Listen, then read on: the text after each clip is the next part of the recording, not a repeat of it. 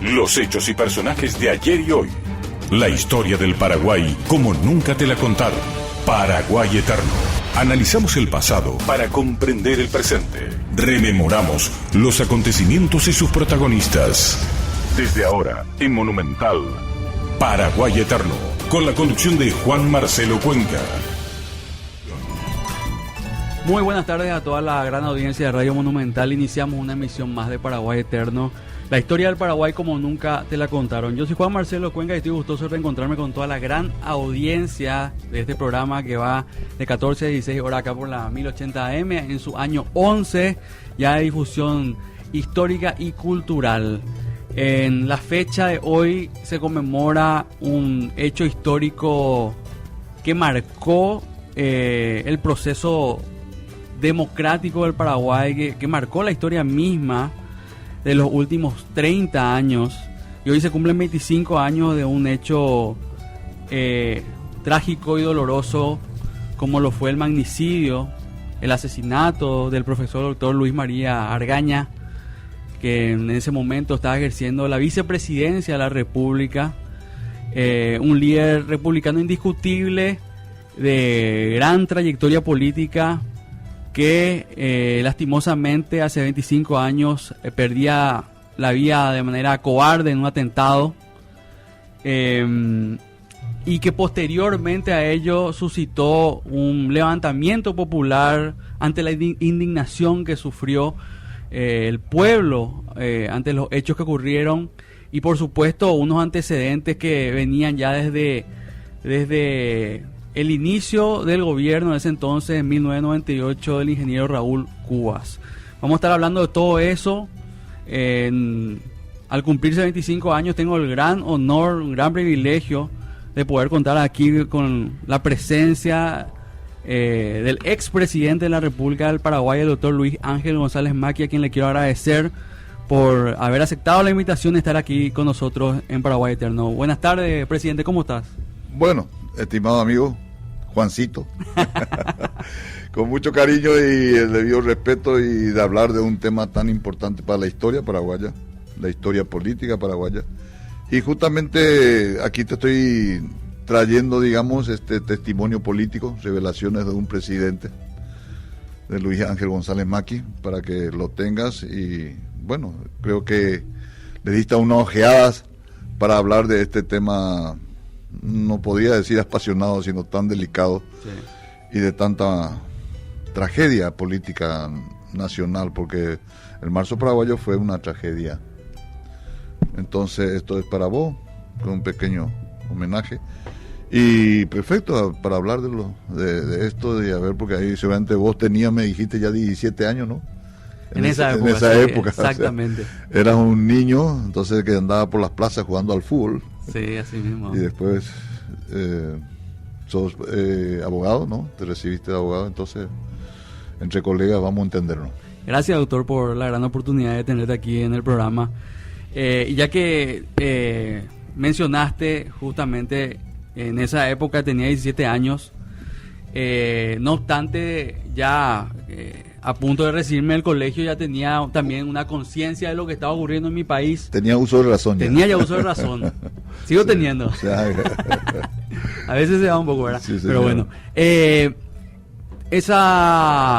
Ese sentimiento, esas sensaciones que el pueblo paraguayo vivía en aquel momento era quizás de un posible retorno a un autoritarismo, ya por los hechos que se suscitaron desde el año 1996, cuando también en el gobierno del ingeniero Juan Carlos Guasmosi se vivió un intento de sublevación que tuvo en vilo a la ciudadanía por 3 días. El conocido los hechos de abril de 1996, cuando el entonces general Lino César Oviedo, en actividad aún, digamos, se rehusaba a dejar el comando de las Fuerzas Armadas ante ya el pase de retiro que el presidente Guasmosi le había dispuesto. Y bueno, eso mantuvo en vilo a la ciudadanía por 3 días. Posteriormente a eso, el general Oviedo ya se dedicó a la política. De hecho, se está dedicando a la política, estando en actividad, pero ya de manera oficial y públicamente se dedicó a la política desde entonces, convirtiéndose también en un referente y en un líder político de masa, porque la realidad fue esa en ese momento.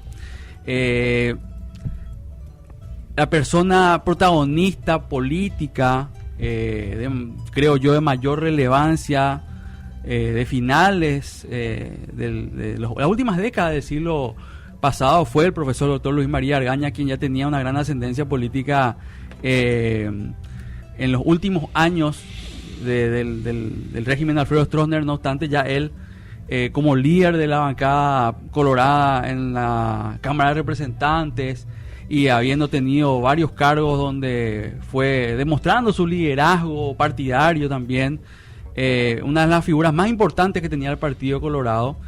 Y posteriormente a la caída de Stroessner en 1989,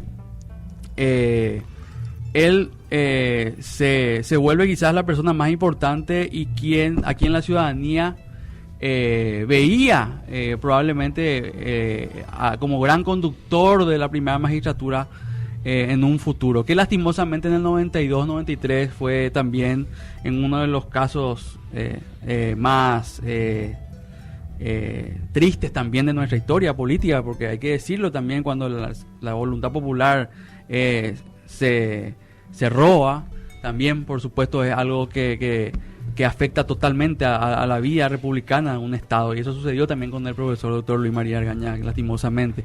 Luego ya en un segundo momento se tuvo que presentar nuevamente y pierde las elecciones con esa dupla de Oviedo-Cubas, que posteriormente, cuando es sentenciado a la prisión por justamente la sublevación de Abril. Si me permitís. Sí, doctor, por supuesto. Estamos recordando prácticamente medio no el final, no, sino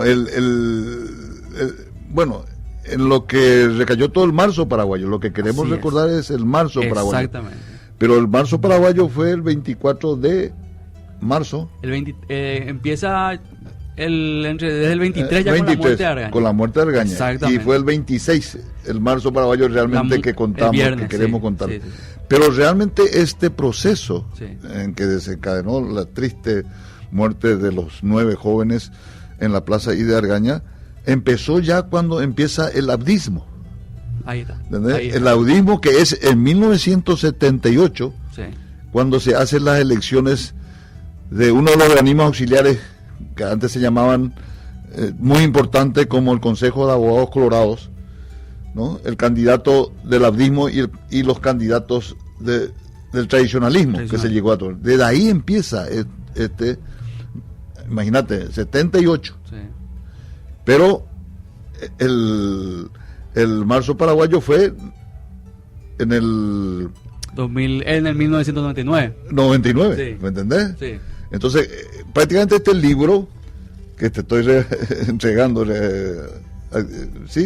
dándote, habla de todo ese proceso, desde el 78, sí, del 78 hasta del marzo paraguayo, claro, realmente, ¿no? Sí, exactamente. Entonces, por eso es importante, porque hubieron varios actores, ¿no es cierto? Varios actores importantes en estos, prácticamente, que es el inicio, diría también yo, la decadencia de Stroessner.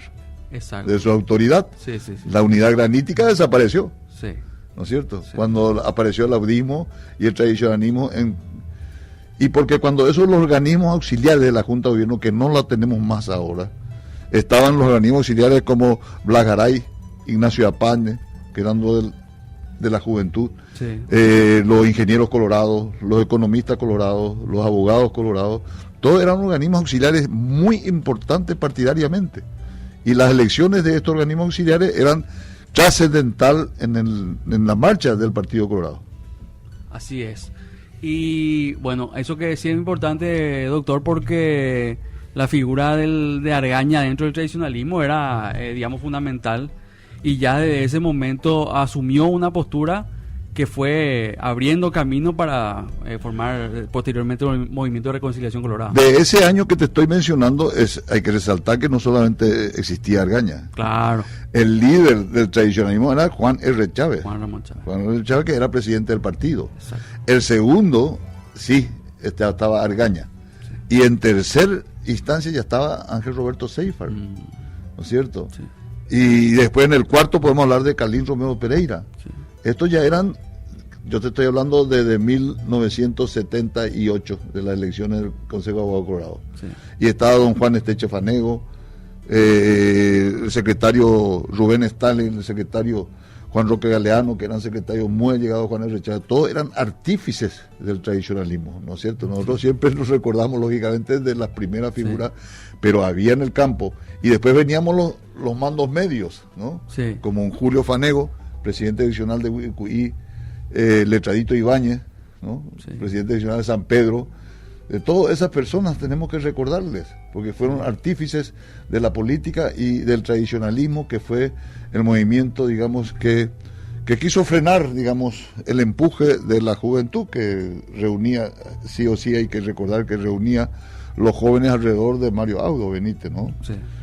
Y el tema era, se llegó a, imaginad que en 1987 recién se llegó a la convención donde iba a haber el cambio recién de presidentes de la Junta de Gobierno, sí. Y que ahí se iba por el tradicionalismo el doctor Juan R. Chávez como candidato, y por la militancia, ya era la militancia en ese entonces, se llamaba, ¿no?, el audismo también, que era el audismo, sí. A Sabino Augusto Montanaro. Ese quiebre en la convención del 87 ya fue irremediable para un camino sin retorno para la caída de Alfredo Stroessner. Sí, el presidente Stroessner lógicamente estaba en conocimiento de todo esto, ¿no? Y es así que él trató de hacer la unidad, ¿no? Pero ya estaban, decayó ya seguramente mentalmente ese señor. En el 87, ¿cuántos años ya era de gobierno que tenía Stroessner? Ya estábamos cerca de los 35 años. Sí, ya estábamos los 32 años, ¿no? Exacto, sí. Porque él cae en el 89, entonces estamos hablando de 87, 2 años. Sí. O sea, tenía 33 años de gobierno. Pero le pidió al doctor González Torres, ¿no?, que era padre, me parece, de uno de los marinos muy importantes de aquella época, que era González Petit, ¿no? Exacto. Era comandante de la Marina.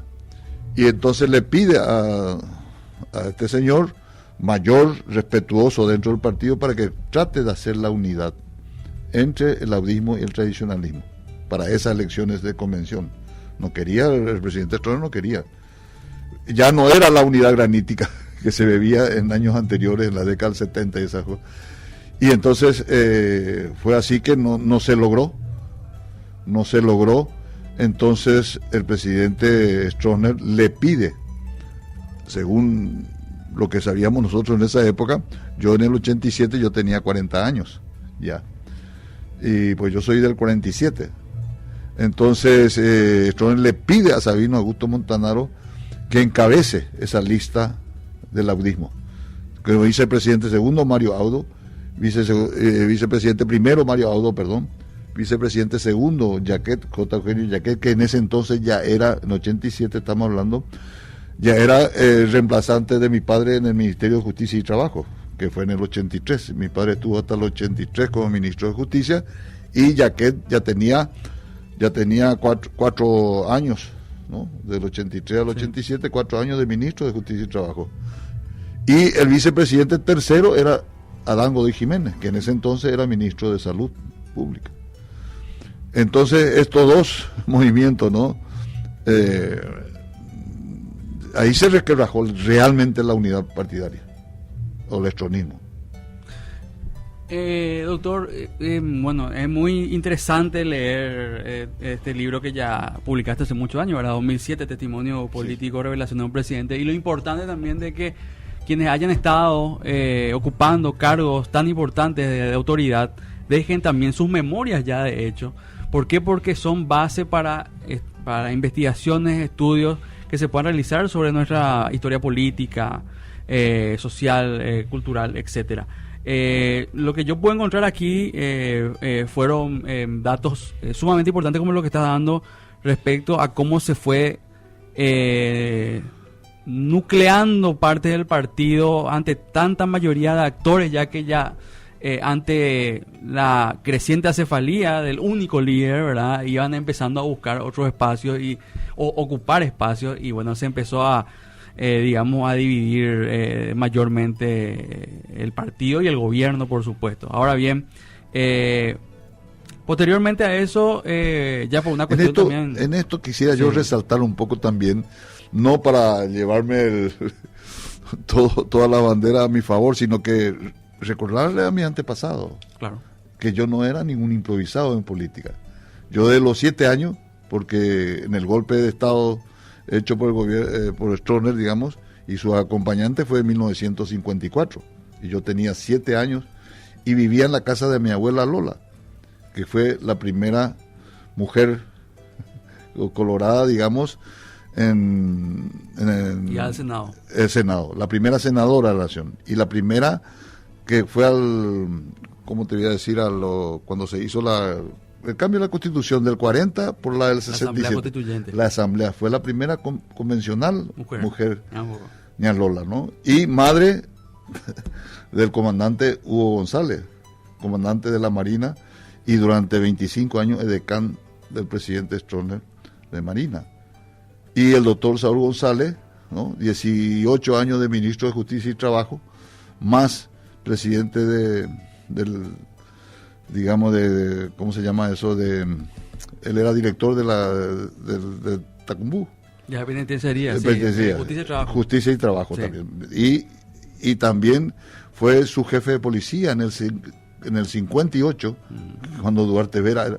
Y todo eso, yo ya tenía 10, 12 años, y por la casa de mi abuela y por la casa de mi padre pasaban estas personalidades del partido. O sea que yo, de oído por lo menos, lo viví, y por eso es que creo que este libro nadie me lo contó, sino que realmente yo lo viví.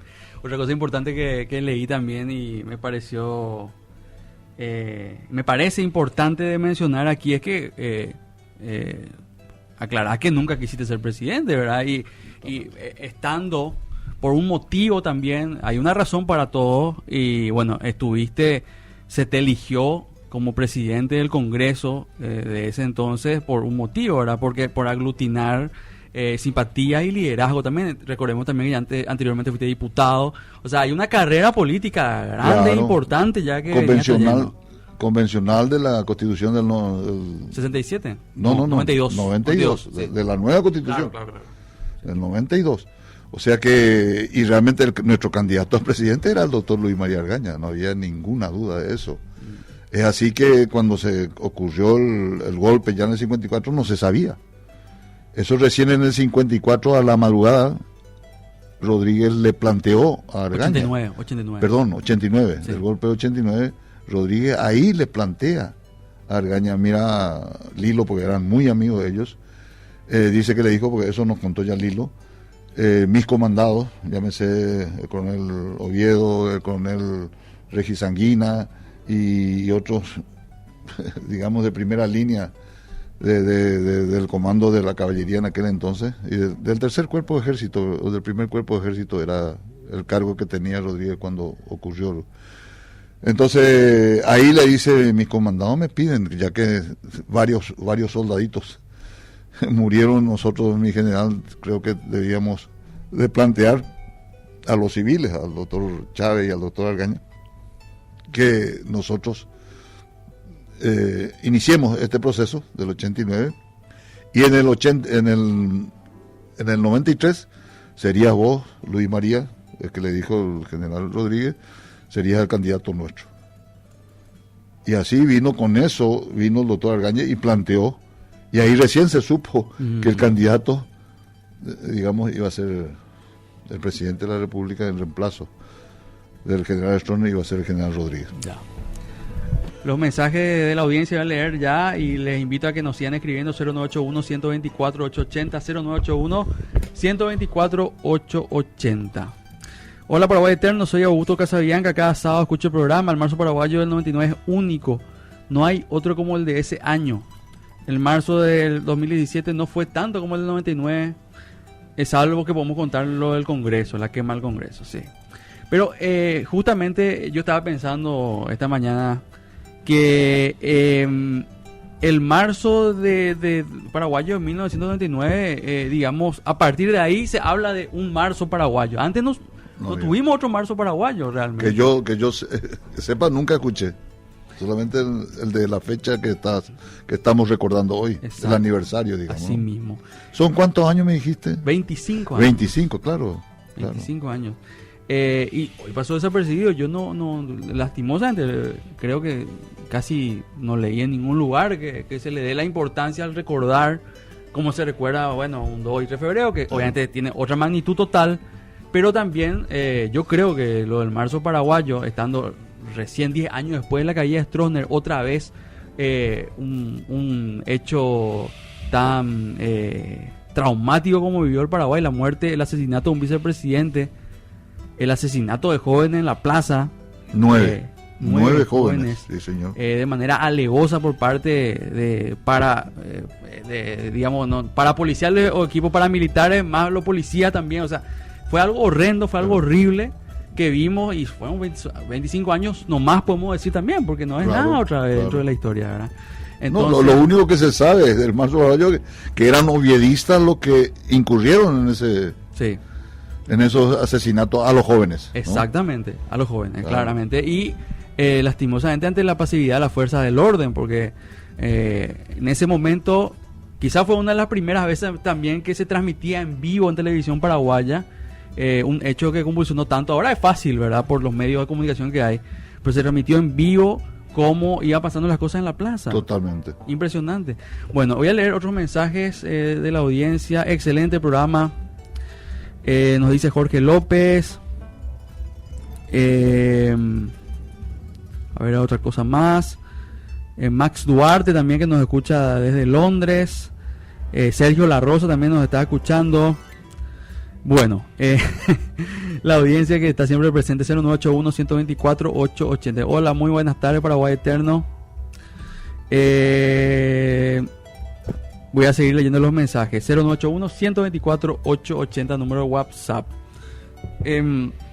¿Cómo viviste, presidente, vos en ese momento? Yo, volviendo a traer los recuerdos compartidos en el momento, vos de tu posición cercana ya a la primera magistratura, y yo como un estudiante nada más, en quinto curso del colegio. Cuando ocurrió el magnicidio, se nos liberó a todos. Podíamos salir. Fue algo que convulsionó tanto, conmocionó tanto, que váyanse a sus casas.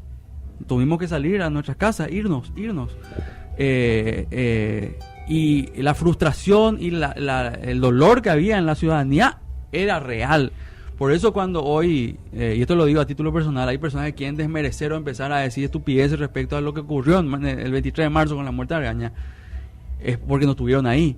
Pues se vivió un momento terrible. Totalmente, y hay que recordar que es el segundo magnicidio en toda la vida política paraguaya, sí.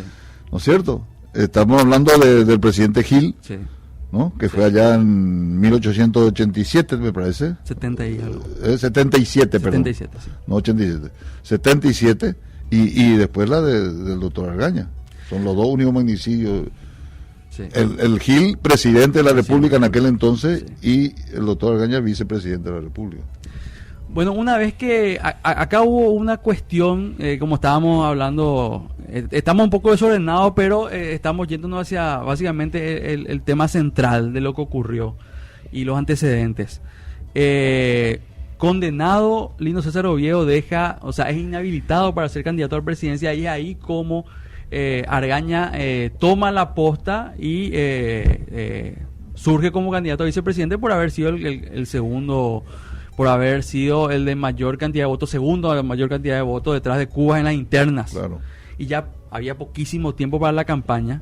Claro. Y en un primer momento Argaña no quería ser el candidato, no quería asumir esa candidatura a la vicepresidencia, doctor. Sí, totalmente. ¿Vos mencionás en tu libro? Sí, no, totalmente. Ahí, en primer lugar, yo quiero resaltar, digamos, de que el marzo paraguayo ya se inicia después de lo que estaba contando últimamente, cuando las elecciones ganaron esas elecciones del 97, las internas coloradas, gana Oviedo Cuba, Sí, Oviedo, Cuba. ¿No? Arrásalo, gana muy bien. Gana muy bien. Sí. Oviedo, Cuba. Pero ese también vino por un disgusto del movimiento de reconciliación colorada, porque aquí hay que recordar, no habíamos hablado todavía. El movimiento tradicionalista era con Juan Ramón Chávez como cabeza, y después Argaña y Seifar y Carlín y todo lo que te mencioné. Pero en ese entonces que estamos mencionando ya, Argaña creó su movimiento, que lo llamó, y se llama hasta ahora por su hijo, Reconciliación Colorada. Sí. Y entonces Reconciliación Colorada, ahí lo encabeza ya presidente Argaña y vicepresidente Nicanor Duarte Frutos, ¿no? Porque los correligionarios como Calé, Juan Ernesto Villamayor, Nicanor Duarte Frutos y otros se retiran del movimiento de Guasmosí y vienen a integrar el argañismo para las elecciones contra Oviedo y Cubas, ¿no? Entonces ahí Guasmosí solamente disgustado de eso, no sé por qué, pero ve también que él tenía en el 96 hubo el intento de golpe del general Oviedo contra el gobierno de Guasmosí. Sí, sí. Pero el presidente Juan Carlos Guasmosí no había hecho la denuncia de sedición que tuvo, y entonces ahí, antes de esas elecciones del 98, ¿no? Sí, sí, sí. Él presenta la acción del juicio de sedición contra el general Oviedo.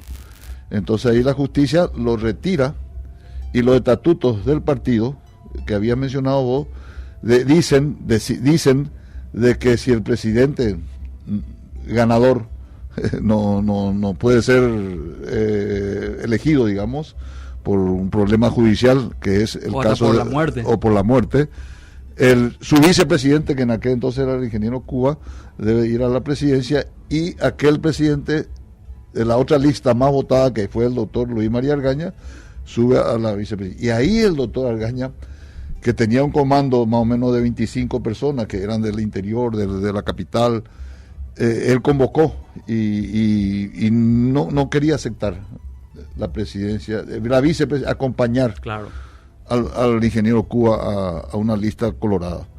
Entonces ahí se hizo otra reunión, y ahí también sus hijos insistieron mucho: mira, papá, tenemos esto y esto.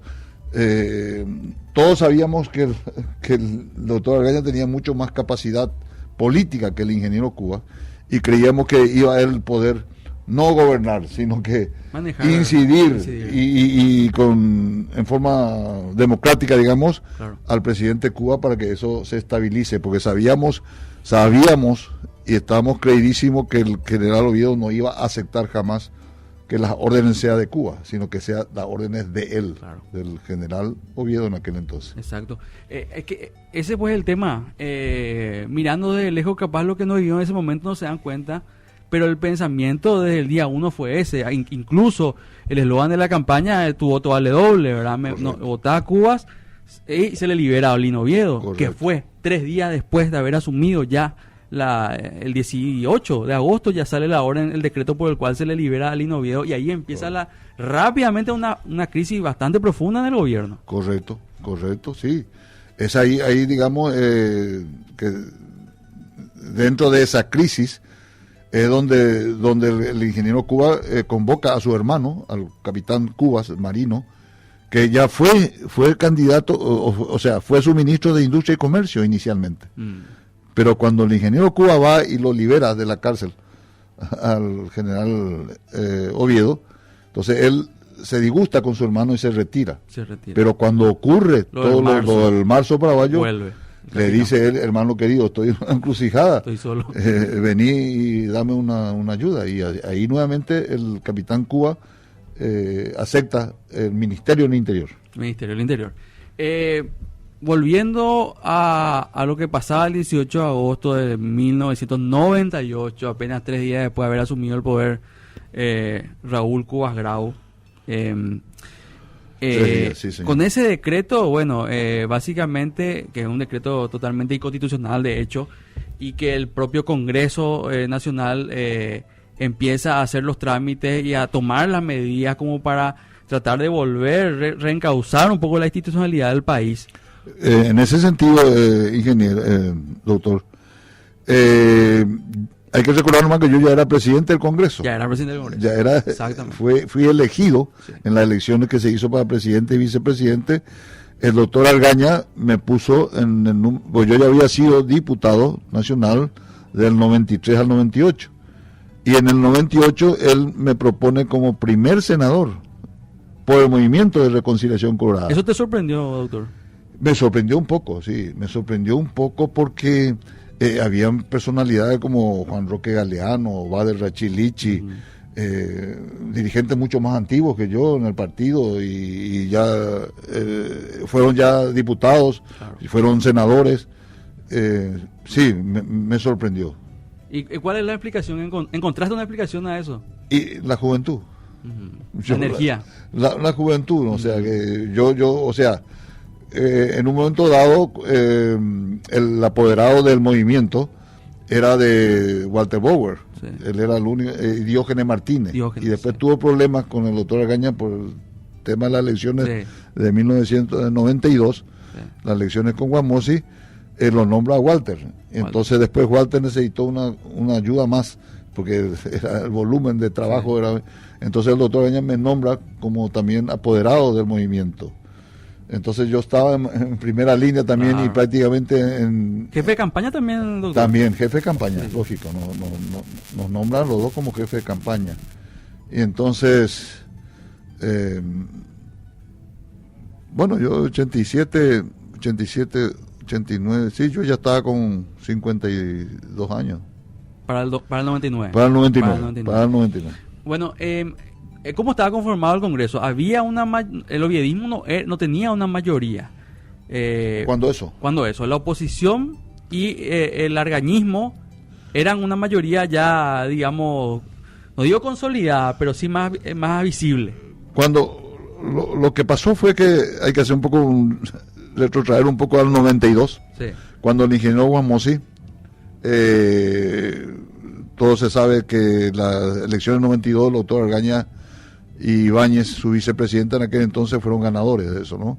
Sí. Y que lógicamente el Tribunal Electoral partidario se manoseó mucho y entonces se hizo ganar al ingeniero Guamosi y quedó lógicamente Argaña en esa situación. Sí. Y ahí digamos lo que quería resaltar es el tema de el tema de dónde yo estaba empezando, digamos, ¿no? Era una carrera detrás del doctor Argaña. Un curso honorum. Exactamente, con el doctor Argaña y estaba prácticamente, porque ser jefe de campaña es en primera línea. Total. Y el doctor Argaña nos respetaba mucho en nuestros pareceres y nuestras inquietudes. Y ahí empezó, digamos, el tema de cómo yo voy al número 1 de senadores, claro, ¿no? Sí. Porque ya fui diputado durante el periodo 98, ¿no? Sí, 98. Diputado y posteriormente a senador, pero ya no sabía yo que iba a ser el número 1. Claro.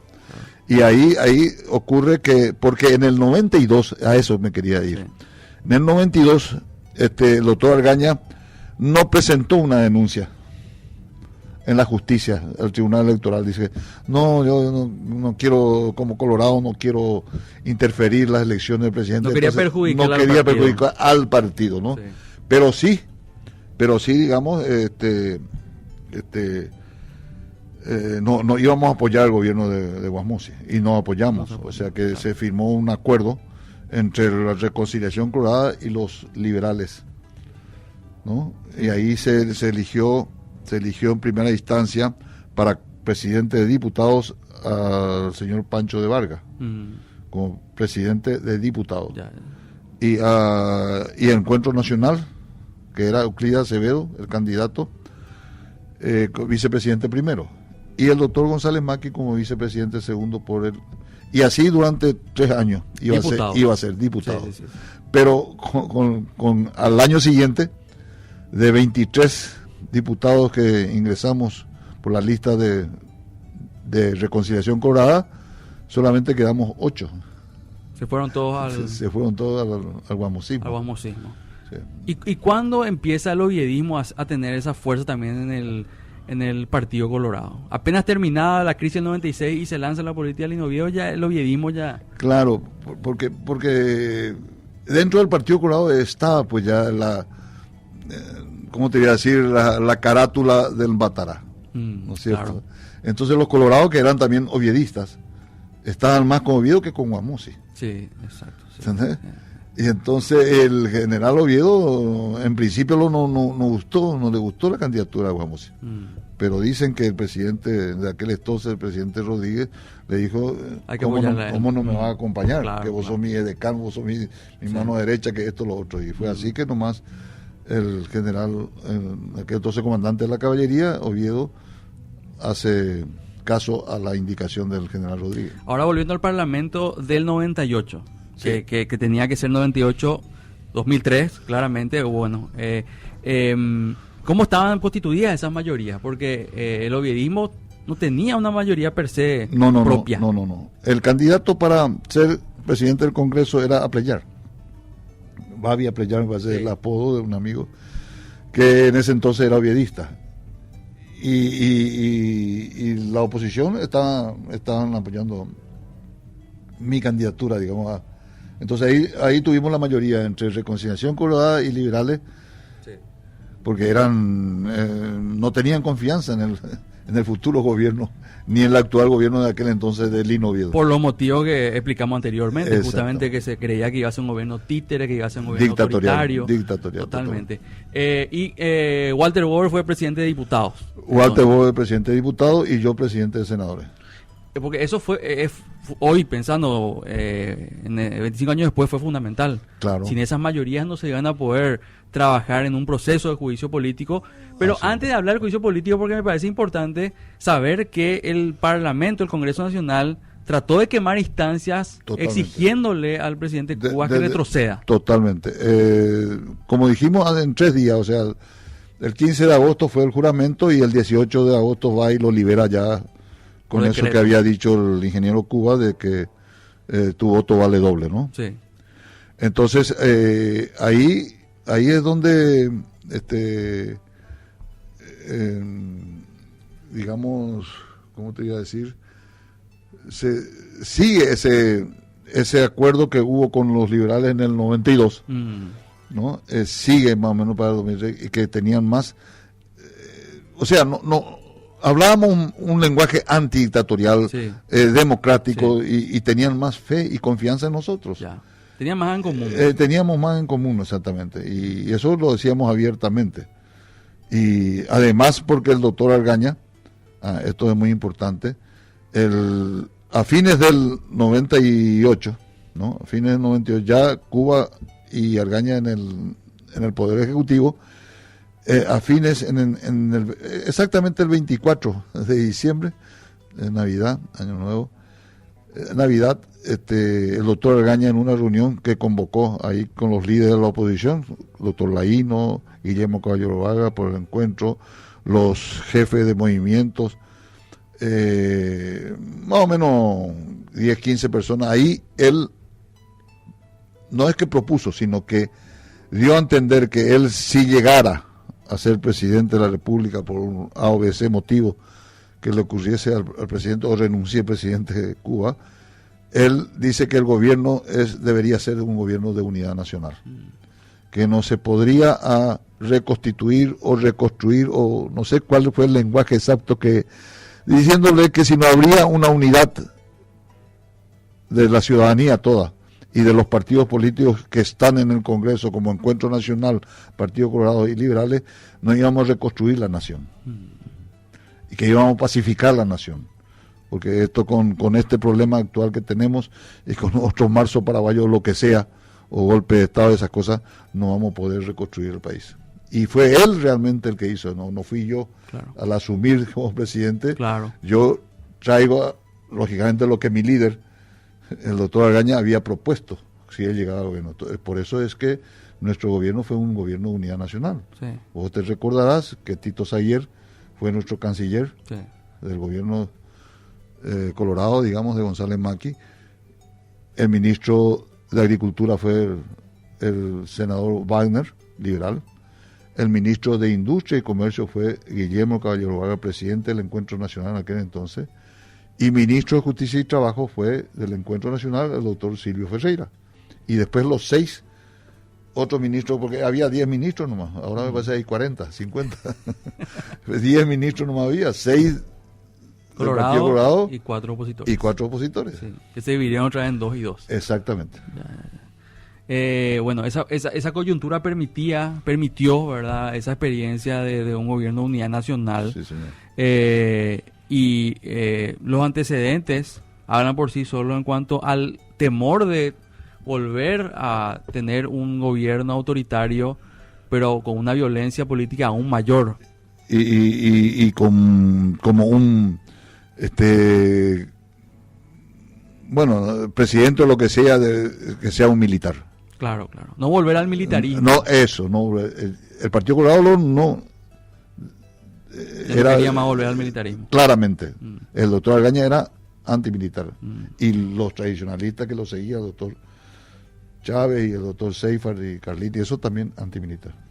¿Te parece que el principio del fin de la democracia paraguaya ya se sucedió con el robo a las urnas del 92? Ahí empezó a destruirse lo que parecía iniciarse como un proceso de democracia ya con la nueva Constitución Nacional de 1992.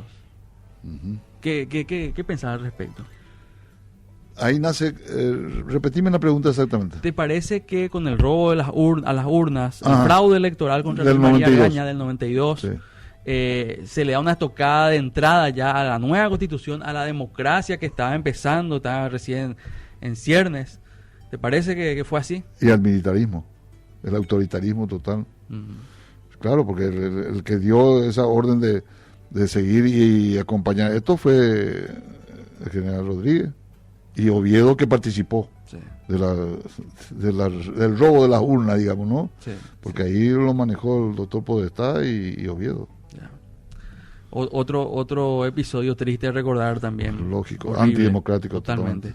Bueno, vamos a irnos a otra pausa. Estamos hoy en compañía del doctor Luis Ángel González Maqui, expresidente de la República del Paraguay, recordando 25 años de aquel triste y oscuro marzo paraguayo de 1999, que justamente hace 25 años caía muerto en un atentado, yo creo, un atentado terrorista contra el Estado paraguayo, el profesor doctor Luis María Argaña. ¿Te parece lindo escenario para ser un presidente de la República, no? Qué complicado, qué complejo. Por eso, bueno, me pareció tan importante la presencia del presidente. Yo creo que es importante recordar cómo fue ese día, por ejemplo. Claro. ¿No es cierto? Porque sí, es el día. Ese día. En primer lugar, tenemos que iniciar con ese martes 23 que ocurrió, yo estaba en la presidencia del Congreso a las 8:30. Y vamos a empezar te cuento el día de la muerte del doctor Argaña. Sí. Me parece importante. Íbamos a iniciar la mesa directiva, digamos, hacíamos el orden del día, era martes, porque los jueves eran las sesiones ordinarias. Y entonces eso de las 9 menos 10 sería. 9 menos 10, sí. El doctor, Juan Carlos Galaverna, que era presidente del movimiento, sí, de Colorado, del Senado, recibe la llamada de Icho Planas, el doctor Icho Planas, y diciéndole, imagínate, fue asesinado el doctor Argaña, estaba en tal parte y su cuerpo se está llevando en este momento al sanatorio americano. Lógicamente estaban todos líderes de bancadas, digamos, entonces se levantaron todos, bueno, se suspendió la sesión y ocurrió, bueno, se hizo el martes, el miércoles se hizo el entierro a la mañana y el viernes y nosotros desde el año anterior, 89, ¿no es cierto? ¿Sí? 99, yo siempre me confundo. Sí, 99, claro, correcto. Ahí me habían indicado ya me dio el Congreso, sí, la autorización para hacer el juicio político. El proceso inicial, claro. Y no se pudo iniciar porque en diputados no se tenía mayoría. Ya. Entonces todo ese proceso de septiembre, octubre, noviembre, diciembre, enero, febrero, marzo, recién con la muerte del doctor Agaña se consiguió la mayoría. Entonces el jueves de mañana temprano en el Senado recibimos al doctor Barcini y al doctor Duarte del Encuentro Nacional. ¿Cómo era que se llama Duarte? Marcelo Duarte. Fueron los dos abogados nombrados por los diputados, sí, que vinieron a presentar, sí, la querella, por así decirlo, a la muerte del doctor Agaña. Y entonces ahí sigue el viernes a la mañana también, sesión ordinaria todo el día, y el viernes al mediodía, a las 2, viene el doctor Espínola, puede ser, sí, del Partido Liberal. Armando Espínola, exactamente. Entre paréntesis, odontolongo le llamábamos nosotros. Discúlpame, doctorazo. Hace rato no lo veo, pero cariñosamente se le decía ahí, del Partido Liberal. Armando me dice que ¿cómo te iba a decir? El arzobispo, el país, el representante de allá de Italia, ¿cómo se llama? El nuncio. El nuncio apostólico. Sí. El nuncio apostólico, no me acuerdo el nombre en este momento, tenemos ahí. Había ofrecido su casa para recibir a las dos vertientes, oviedista o orgañista, por así decirlo, para ver si hay un acuerdo. Y entonces le dije, sí, de acuerdo. Mal o bien recuerdo que el representante del Partido Colorado fue Badra Chilichi, el representante de los liberales fue Estigarribia, Mariscalito le decíamos nosotros, cariñosamente también, y el encuentro era Euclida Acevedo y Luis Mauro también estaba ahí, claro, y fueron entonces ellos representando al Congreso de la Nación, fueron diputados también, Castiglione, Partido Colorado, no sé otro diputado liberal y encuentrista, y fueron a ver si había acuerdo, y no hubo acuerdo, ¿no? Entonces no hubo acuerdo y esa noche ocurrió los hechos donde fallecieron 9. Recuerdo que una anécdota también, que el intendente municipal era Martín Burr, y trajo los tractores un poco que se tenían en la municipalidad para ver si se podía atajar la barricada, sí, porque en la plaza del medio, digamos, sí, que era frente al Congreso, ahí estaban los que acompañaban nuestra tesis, sí, y hacia la derecha, hacia la escuela militar, por así decirlo, estaban los oviedistas, exacto, ¿no es cierto? Y hacia la izquierda estaba más o menos, en aquel entonces, en esa semana también no hay que olvidar los campesinos, que los campesinos vinieron por otro tema, marcha tradicional como todos los años, exacto, de marzo, para pedir el tema del costo, sí, digamos, de lo que era el algodón, sí. Pero participaron. Y es así que esa noche ocurre lo que ocurre. Ya a mí me habían comentado que iba a salir la Fuerza Armada esa noche, porque ya estaba el capitán Cuba como ministro de Interior, ya estaba nombrado, entonces él decía que solamente la Fuerza Armada podía salir para apaciguar. Y entonces al día siguiente, sábado, para amanecer, se iban separar de la plaza central, digamos, frente al Congreso, por todo lo que ocurrió. Claro. Y bueno, esos son los hechos que pasó y imagínate, yo jamás ni remotamente me imaginaba ser presidente de la República, ¿no? Porque, bueno, en el juicio político no sabíamos hasta cuándo va a ir. Claro, claro. El sábado los gigantes nos fuimos hasta a la tarde, ya no se hizo, y dejamos ya para el lunes a primera hora, pero iba a continuar el lunes. Pero todavía los abogados del presidente no habían participado. Los abogados del presidente de Cuba era el doctor Cubilla, que era su secretario privado, y el doctor que era hijo de un dirigente colorado de Trinidad. Era no me acuerdo de él. El apellido no me acuerdo. Bueno, pero eran los dos abogados que representarían al ingeniero Cuba en su defensa. Y fue así. Pero a la mañana del domingo ya le llama el ingeniero Cuba, lo llama a Bader Rachilich, que era presidente del Partido Colorado en ese entonces, y le dice: Bader, como presidente de mi partido, esta tarde, domingo 28 de Ramos, sí. Como este domingo, mañana va a ser también, sí.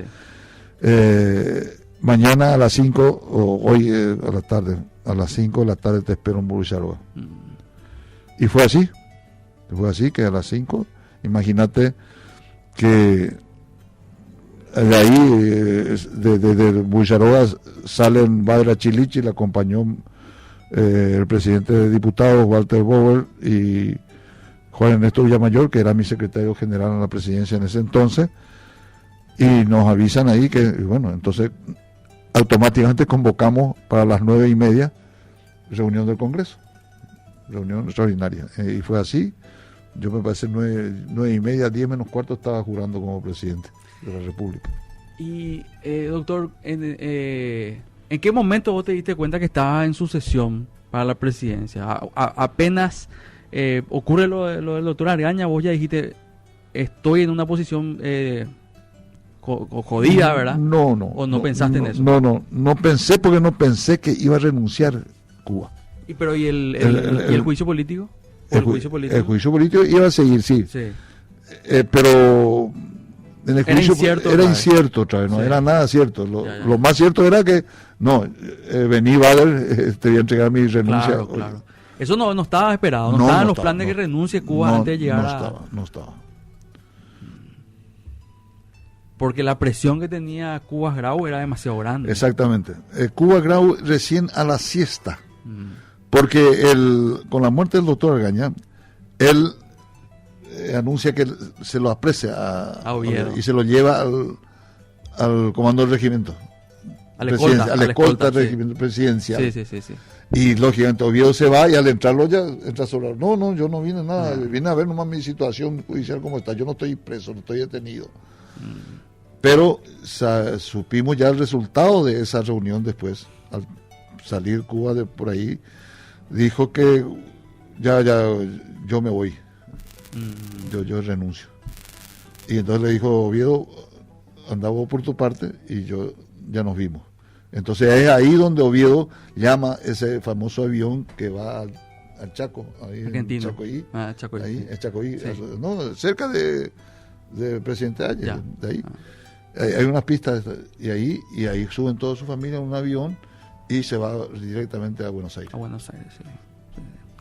¿En qué momento, porque cuando supiste la renuncia de Cuba Grau, sí, que era una realidad ya, sí, porque parece que es todo automático, espontáneo, no es así.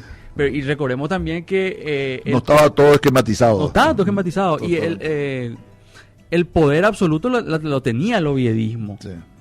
Pero ahí tenemos que destacar también la gran madurez de las Fuerzas Armadas, porque podía haberse usado la fuerza. De hecho, sí, Oviedo instó a que se use la fuerza en contra de la ciudadanía. Correcto. Y yo creo que podríamos llegar a un autogolpe incluso en ese momento. Y hay que recordarle al general Torres, que era prácticamente el representante de las Fuerzas Armadas en aquel entonces, porque según dicen la gente, los allegados a estos movimientos, el general Oviedo le decía a Torre, era lo de su camarada, reaccionar ese amigo, va con la de Yapoa, reaccionar, y se esperaba que ese domingo, que todos estábamos en Semana Santa, estábamos en domingo de Ramos, esa tarde quería Oviedo que se envíe más militares, pero ya para actuar, no para estar apaciguando y ordenando, digamos, el lugar donde tenían que estar estos dos.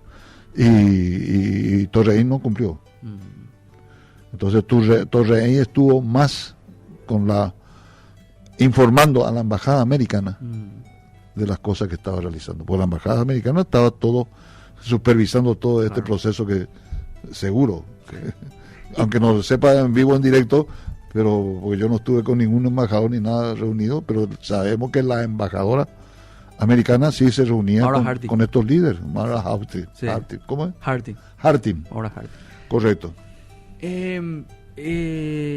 Porque Cubas Grau nunca vio como opción, digamos, emplear a las Fuerzas Armadas. No. Porque probablemente él sabía lo que pudiese haber ocurrido. Y el que iba a movilizar realmente a las Fuerzas Armadas era Torreín. El que iba a dar la última voz, el que le atacaba, Oviedo le atacaba a Torreín. Sí. Se camarada,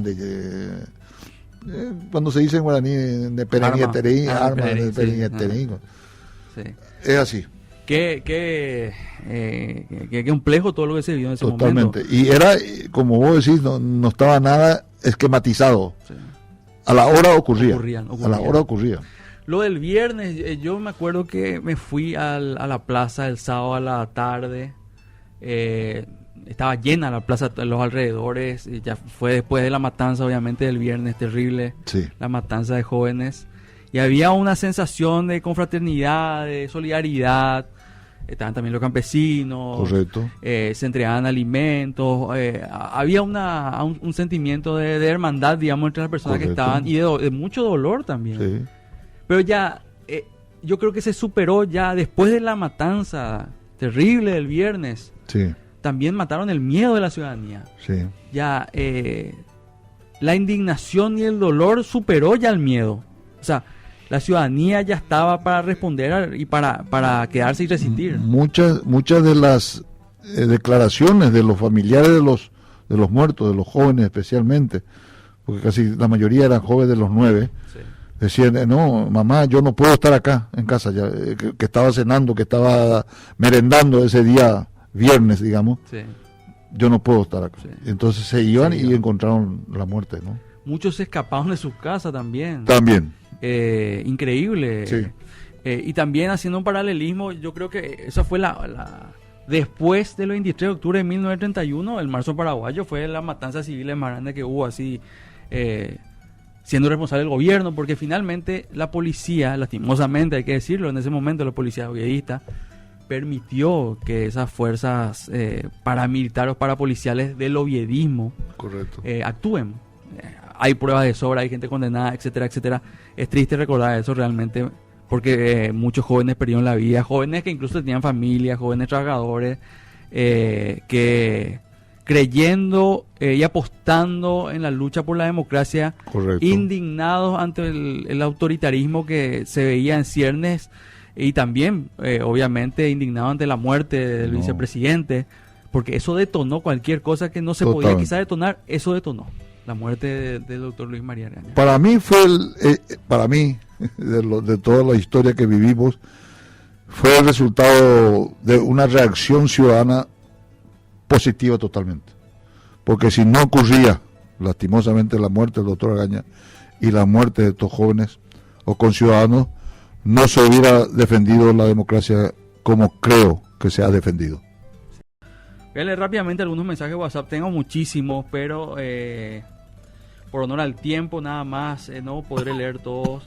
0981-124-880, 0981-124-880. Buenas tardes, Marcelo, mi saludo y respeto al presidente González Maqui, y me manda una foto de un termo con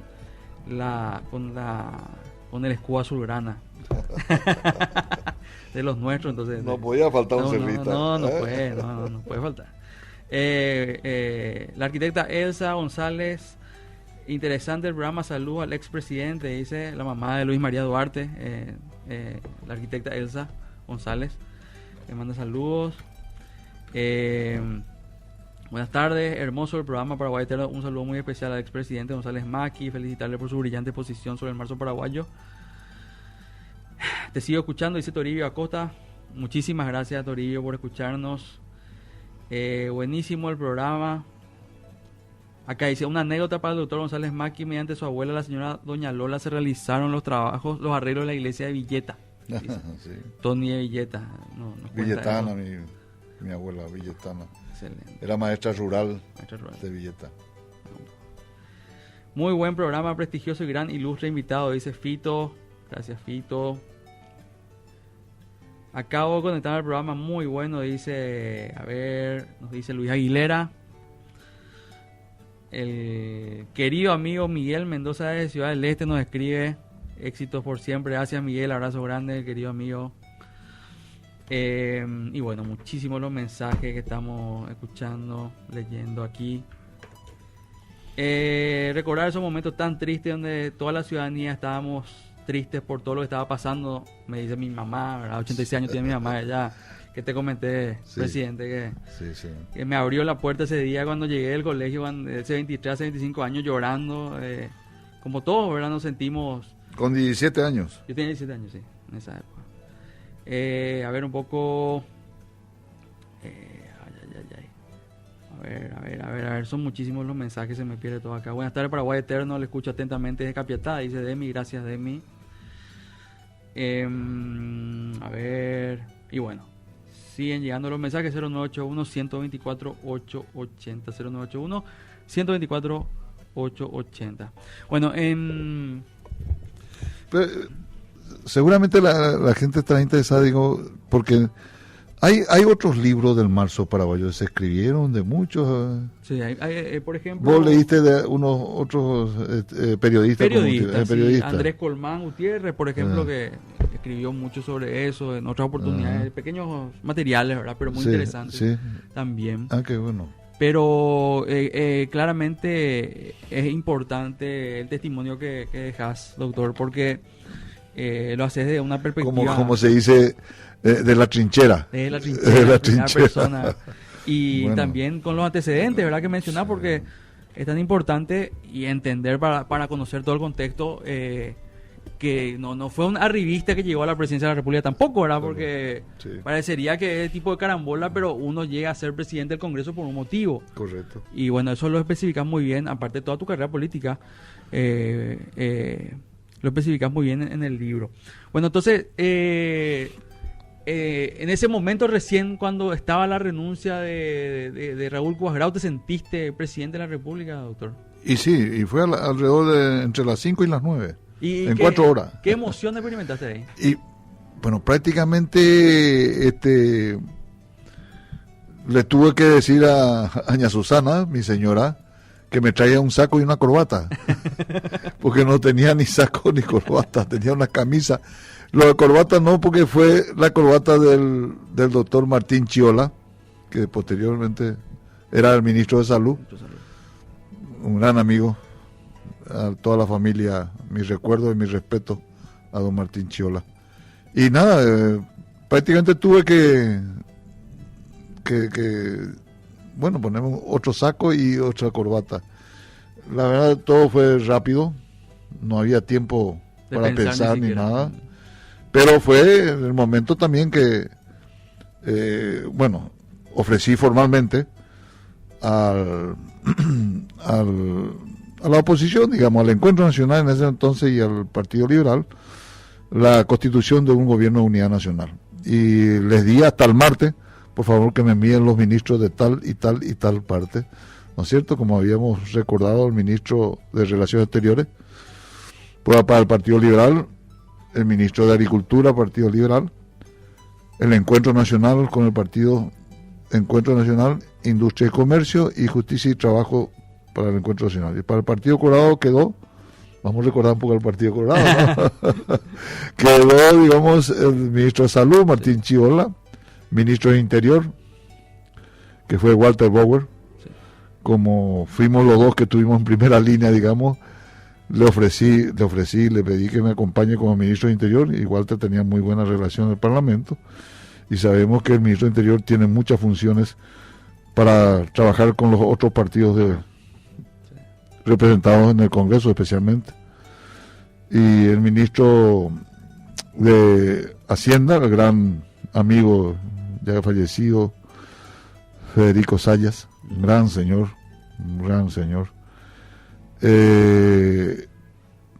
También al ministro de... Ya dije Hacienda,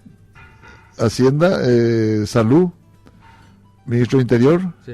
nos queda ministro de Educación, Educación. que fue un problema para nombrarlo a Nicanor Duarte, pero está me parece en mi libro de... Sí, se aplicaba ahí. Sí. Doctor, decime un poco, bueno, te sentiste ahí presidente, una gran responsabilidad, por supuesto.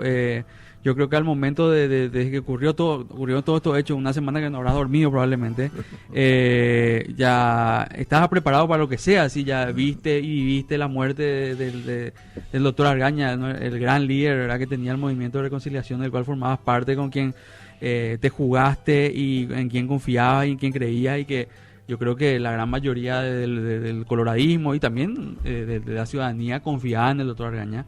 Correcto. Entonces, tuviste tomar una aposta que, como dijiste, no pensaste que ibas a tomar, pero bueno, los hechos se sucedieron y llegó ese día. Como recordé también anteriormente, probablemente este fue uno de los primeros grandes eventos que se transmitió en vivo sucesivamente, porque se transmitía desde la plaza, en televisión digo, se transmitía obviamente por radio, pero en televisión con imágenes, y se transmitió obviamente cuando tomaste los atributos del poder en el Congreso, en el Cabildo, en el viejo Congreso, en el Cabildo Nacional. Correcto. Con el discurso que diste ante, digamos, una gran, digamos, un gran público, ¿verdad? No solamente congresistas, porque incluso me recuerdo muy bien que pasaban los heridos también entre los jóvenes que estuvieron en la plaza. Sí, y señor. ahí recordaste el credo político del doctor Argaña en tu discurso. Sí, realmente la verdad que ese credo político escrito por el doctor Argaña en unos momentos muy difíciles de la vida política del país, caló muy hondo entre nosotros, y especialmente nosotros que éramos de la base, por así decirlo, porque el contacto de los apoderados y jefes de campaña, teníamos mucho contacto con los presidentes seccionales, ¿no? De ahí es que con Julio Fanego, el de Bicuí, el letradito Ibáñez de San Pedro, el señor Mendoza de la seccional 6 de Asunción, y todos los presidentes seccionales de Asunción, con Nenecho González Ifrán, que era presidente de la seccional colorada del Luque. Ellos eran los autores que estábamos con nosotros en segunda hilera, ¿no? En primera hilera, lógicamente, estaba, como había mencionado, a Chefanego, Juan Roque Galeano, don Juan Ramón Chávez, y otros de primera línea, como Seifar, Carlín Romero Pereira. Entonces ellos eran los de primera línea, por así decirlo, pero los de segunda línea, y estos presidentes adicionales, más todos los presidentes adicionales algañistas de aquella época, como el amigo Papito Velar, gran dirigente de Ciudad del Este, y otro, el doctor que hace poco falleció, el amigo de Ciudad del Este. Estábamos en la frontera de trinchera por así llamarle, una lucha política, pero no sabíamos que iba a terminar en la muerte de estos jóvenes y el doctor Argaña. Bueno, lo que entonces estamos recordando de hace 25 años, que aunque sean 25 años, sigue siendo muy cercano, por eso no tenemos que olvidarlo. Claramente hay familias que enlutaron lastimosamente, muchas vidas que se cortaron, tan jóvenes, con tantos sueños. Afortunadamente, creo que no prosiguió esa matanza días después y tuvo, creo que en un acto de conciencia, presentó renuncia a Cubas Grau, ¿verdad? Creo que no había otra salida. Totalmente. Ya él ya no se sentía lo más responsable ni siquiera por lo que estaba pasando, por el hecho, responsable en el sentido del dolo, ¿verdad? De la acción, porque ya no tenía más el poder. Totalmente. Ya se fue todo de las manos. Y bueno, recuerdo también la foto esta del momento donde le presenta la renuncia al senador Bader Rachilichi, el presidente Cubas Grau, ¿verdad? Sí, y no olvidar al general Torres, que me parece que salió en ABC ayer o anteayer un general Torres que falleció, o estoy recordado. Yo no sé sobre la información, habría que ver un poco. Hay que informar, ABC me parece que salió. De ayer. Sí. Y que le estamos recordando, ¿no es cierto? Claro. No sé si, porque había dos hermanos Torres. Ya. Por eso yo no quiero asegurar, Sí. pero que leí de Torres que falleció, sí. Ya. Vamos un poco. Entonces, bueno, y porque hay que recordarlo, porque el que nos dio la orden, jamás el que te iba a dar la última orden, Sí. era Torres. Esa postura institucionalista. Y lo que hizo el ingeniero Cuba, de nuevo. Claro. Recuerdo ese domingo ya cuando se celebraba ya tanto la renuncia como la ascensión del nuevo gobierno, en la plaza llena de banderas, esa mezcla de tristeza con alegría y esperanza también, ya el Congreso siendo custodiado por fuerzas de la Marina que ya ya representaban al nuevo gobierno ya. Sí, señor. Las Fuerzas Armadas de alguna forma también pasaron el gran examen que tuvieron en el 99, en ese marzo, Sí. a 10 años nada más de lo que fue el fin de un régimen de 35 años, ¿verdad? Con todo lo que eso significa. Por eso es importante también la recordación que hace el presidente a quien estuvo, digamos, como uno de los principales responsables ahí como comandante de las fuerzas militares, ¿verdad? El general Torres Hein. Correcto. Esa noche no dormiste, seguramente, presidente. Esa noche.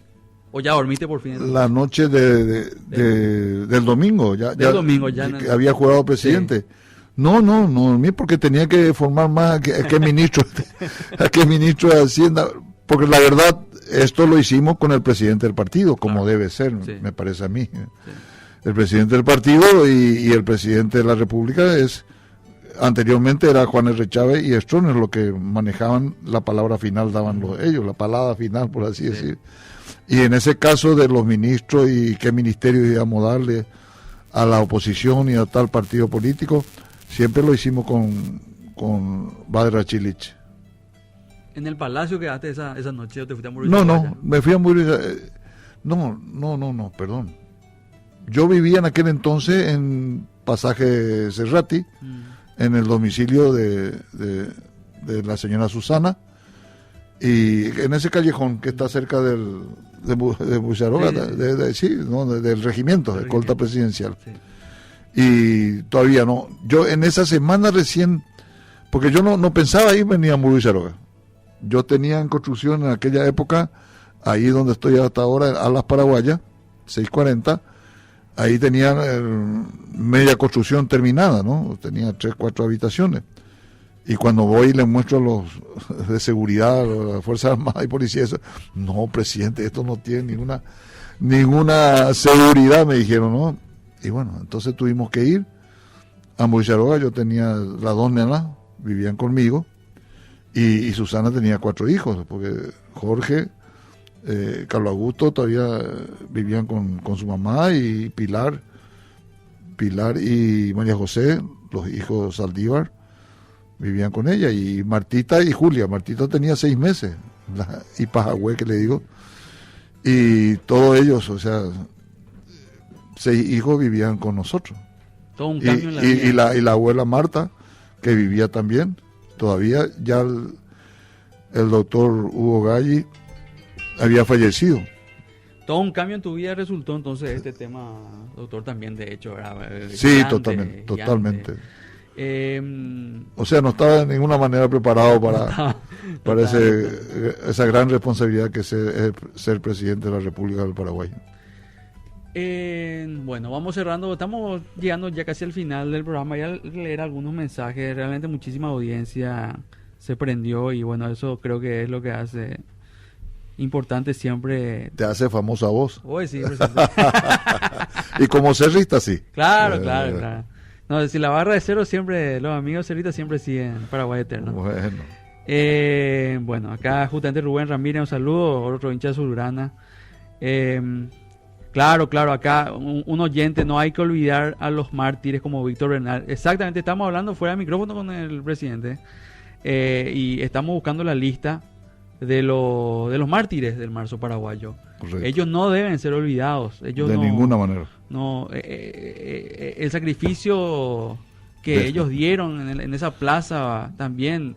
No es sacrificio, es su vida. Sacrificaron su vida para... Su vida. Creyendo Sí. en algo, en una esperanza, en una idea. Y lastimosamente fueron víctimas de balas asesinas que no tenían ningún tipo de pudor ni vergüenza para matar a sus compatriotas. Y ese es lastimosamente el fascismo, ya no es ni autoritarismo, fascismo.